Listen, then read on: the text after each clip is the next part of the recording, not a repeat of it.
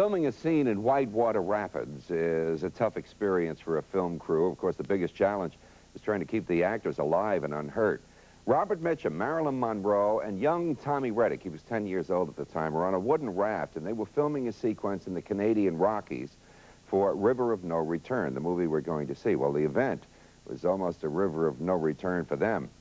At one point, Robert Mitchum realized that their raft was headed straight for a huge rock, and beyond the rock was a waterfall. He told Marilyn and Tommy to lie face down and be prepared for the worst.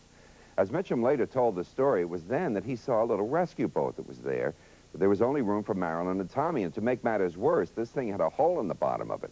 Well, Marilyn refused to get into it without him, so they all squeezed in together, and Robert Mitchum managed to jam his elbow into the hole and stop the leak.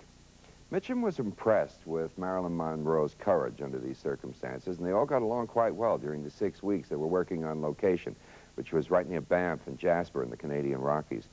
They couldn't use stunt doubles for all those dangerous scenes because they were using the new CinemaScope cameras, which showed the actors' faces very clearly, even in wide and long shots.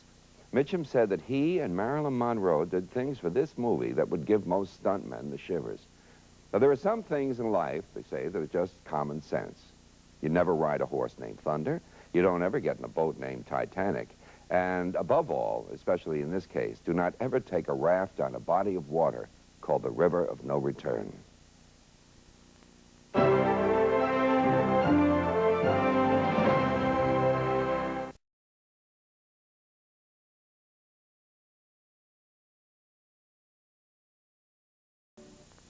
Lita Barron, Roy Calhoun's wife, accompanied her husband on location to the Canadian Rockies when they were making this film, and she brought her 16mm movie camera along with her and stationed herself where she wouldn't be seen so that she could make her version of River of No Return. But hers was a little bit different from the one Otto Preminger was doing, because on her husband's day off, she collected some additional scenes which turned out to make Mr. Calhoun the hero of the film. 10-year-old Tommy Reddick, who played Robert Mitchum's son in this movie, was already a veteran of several films before he was cast in this picture.